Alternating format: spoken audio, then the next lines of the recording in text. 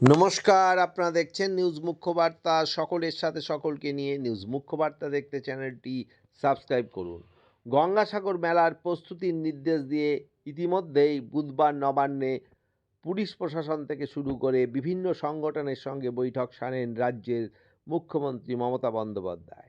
তারপরেই শুক্রবার আলিপুরে সাংবাদিক বৈঠক করলেন দক্ষিণ চব্বিশ পরগনা জেলার আধিকারিক সুমিত গুপ্তা। এদিকে যখন পালিত হবে গঙ্গাসাগর উৎসব, তখনই রাম মন্দিরে উদ্বোধন করবেন প্রধানমন্ত্রী নরেন্দ্র মোদী। তাই এবছর মেলায় কোনো খামতি রাখতে চায় না রাজ্য সরকার। এবছর সরকারের অনুমান 50 লক্ষের বেশি পুণ্যার্থীরা আসবেন সাগর মেলায়। তাই প্রতি বছরের মতো এবছরও বিভিন্ন ভাষায় চলবে প্রচার, পাশাপাশি বিভিন্ন সোশ্যাল মিডিয়ার মাধ্যমে চলবে সরাসরি সম্প্রচারণ। এছাড়া সরকারের নির্দেশে কচুবিড়িয়া থেকে গঙ্গাসাগর মেলা প্রাঙ্গণ পর্যন্ত বহু বর্ণের আলোয় মুড়ে ফেলা পরিকল্পনা নেওয়া হয়েছে। এর পাশাপাশি আগত দর্শনার্থীদের যাতে কোনো রকম অসুবিধা না হয়, তার জন্য থাকছে জেটি থেকে সাগর মেলার প্রাঙ্গণ পর্যন্ত বিশেষ ফগ আলুর ব্যবস্থা। এছাড়াও লট 4 থেকে কচুবেড়িয়া পারাপারের জন্য থাকছে 6টি বাস, 32টি ভেসেল। এছাড়াও গঙ্গা মেলার বুড়িগঙ্গার নদী পারাপারের ক্ষেত্রে ইসরোর তৈরি বিশেষ প্রযুক্তির ব্যবহার করতে চলেছে দক্ষিণ চব্বিশ পরগনার জেলাশাসক। এদিন জেলার আধিকারিকরা জানান, প্রতিটি ভেসেল এবং বার্চে একটি করে এই বিশেষ প্রযুক্তির ডিভাইজার লাগানো থাকবে। এটি অ্যাপের মাধ্যমে সেই ডিভাইজারকে কাজে লাগিয়ে ভেসেল ও বার্জের সারেং সঙ্গে সঠিক স্থানে পাঠিয়ে দেবে।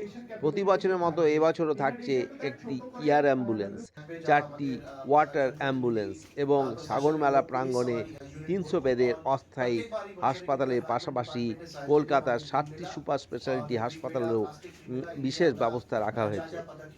অর্থাৎ 24-এর গঙ্গাসাগর মেলার জৌলুস প্রচারে যাতে কোনো খামতি না থাকে, সে ব্যাপারে প্রয়োজনীয় যা যা করণীয় সবই ব্যবস্থা থাকছে প্রতি বছরের মতো এবছরও।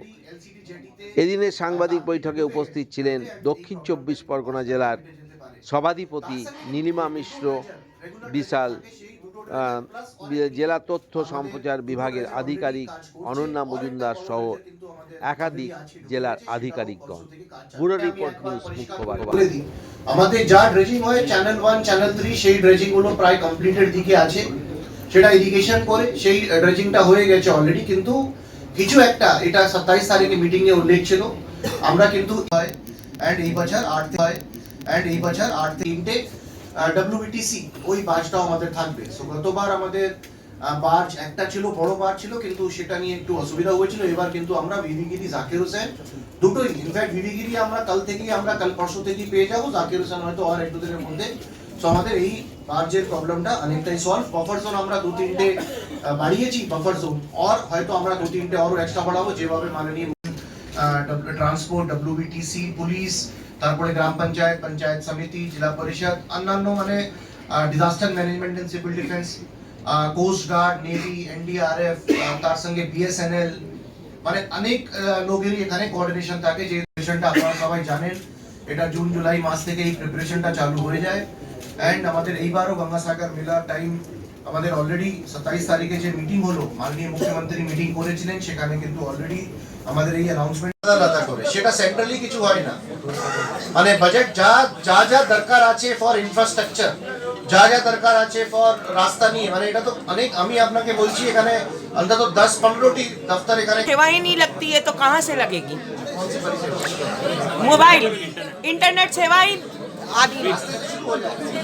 सर कुछ एक लास्ट ईयर कुछ देखा था, कुछ एजेड आदमी লটেড টু, হ্যাঁ এখনো যাবে। এই যে 200 বাসগুলো যাবে কি করে ওখানে? আমাদের 200-250 বাস থাকবে ওখানে, সে বাসগুলো যাবে কি করে? আমাদের এতগুলো গাড়ি যাবে, সে যাবে কি করে? এতগুলো মাল ম্যাটেরিয়াল যায়, সে যাবে কি করে? বলছি স্যার এবার কি জিপিএস সব ভেসেল এবং একদম একদম একদম यस यस हेलो सर नमस्कार सर बोले कि ऐतिहासिक गंगा सागर मेला को इको फ्रेंडली और प्लास्टिक फ्री बनाने के लिए क्या क्या इनिशिएटिव लिया गया आपकी तरफ से ये थोड़ा बताएं और जो आपने कहा कि जो फॉग लाइट जो ला रहे हैं वो कहां से ला रहे हैं कितना ला रहे हैं इस बारे में थोड़ा बताएं और इसरो का क्या भूमिका रहेगा इस बार गंगा सागर मेला में इस बार में